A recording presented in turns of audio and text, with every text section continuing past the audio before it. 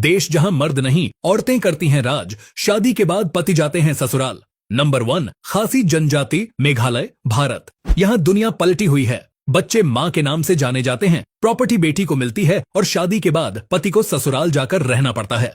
Decision making, पूरा control औरतों के पास है। मर्द क्या करते हैं? सपोर्ट स्टाफ का रोल निभाते हैं। एक लाइन में समझो, औरतें राजा, मर्द प्रजा। Number 2, Minangkabau, Indonesia. ये है दुनिया की सबसे बड़ी मातृसत्तात्मक जनजाति। बेटियों के नाम जायदाद, घर, खेत, सब कुछ। शादी के बाद लड़का लड़की के घर शिफ्ट होता है और फैमिली डिसीजन से वो दूर ही रहता है। यहाँ बेटा नहीं, बेटी वारिस कहलाती है। नंबर 3, उमोरा गांव, केन्या। यह गांव मर्दों के लिए नो एंट्री जोन है। सिर्फ औरतें, और वो भी ऐसी जो समाज से तंग आकर खुद की दुनिया खड़ी कर चुकी हैं।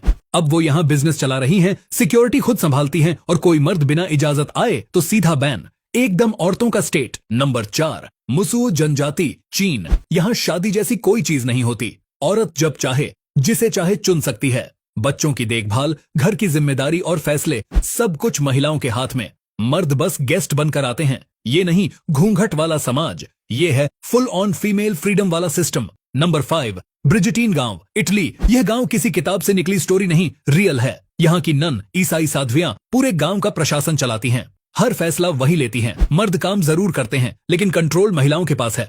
अनुशासन और शांति में ये गांव पूरी दुनिया को क्लास देता है। नंबर 6, गारो जनजाति, मेघालय, भारत। खासी की तरह गारो भी वही गेम खेलती है, बस रोल रिवर्स करके। यहाँ विरासत बेटी को मिलती है, लीडर महिलाएं होती हैं और मर्द बैकसीट पर बैठे रहते हैं। यहाँ घर का मालिक कहने की जरूरत ही नहीं, क्योंकि मालकिन सब कुछ संभाल रही होती है।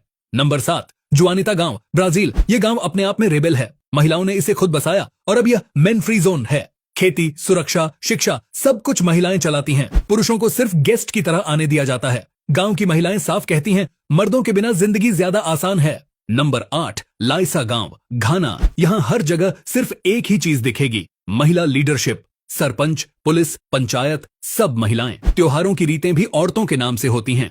पुरुषों की भूमिका सिर्फ सपोर्ट रोल में।